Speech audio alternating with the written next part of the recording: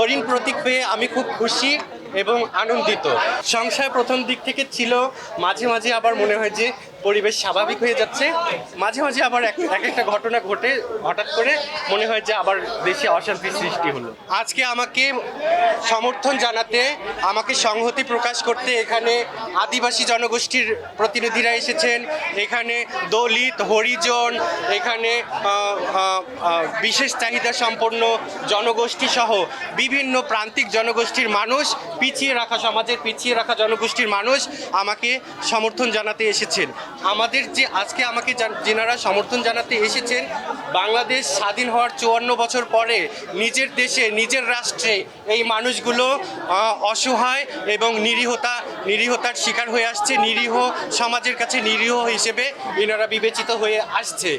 আমাদের এই নিরীহতার প্রতীক হচ্ছে এই হরিণ।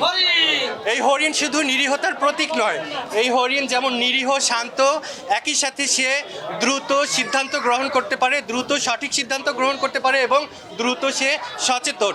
আমি এই অসহায় প্রান্তিক জনগোষ্ঠীর যত পিছিয়ে রাখা জনগোষ্ঠী রয়েছে বাংলাদেশে, সকল পিছিয়ে রাখা জনগোষ্ঠীর কণ্ঠস্বর হয়ে ওই সংসদে যেতে চাই, তাদের অধিকার মর্যাদা আদায় করতে চাই। সিলভার টিপ কন্ট্যাক্টে তৈরি নিরাপদ ও নান্দনিক ক্লিক সুইচ নির্ভরতা জীবন জুড়ে।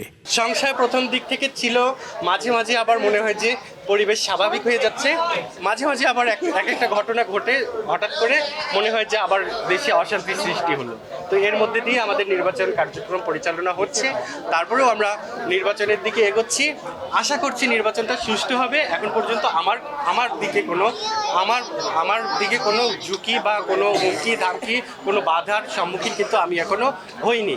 আমি আশা করব আমি যে ভোটটা পাবো, আমাকে ভালোবেসে আমার ভোটারগণ আমাকে ভালোবেসে যে ভোটটা দিবে, সেই ভোটটা যেন সংশ্লিষ্ট কর্মকর্তা, নির্বাচন কমিশন, প্রশাসন ওনারা যেন আমাকে বুঝিয়ে দেয়।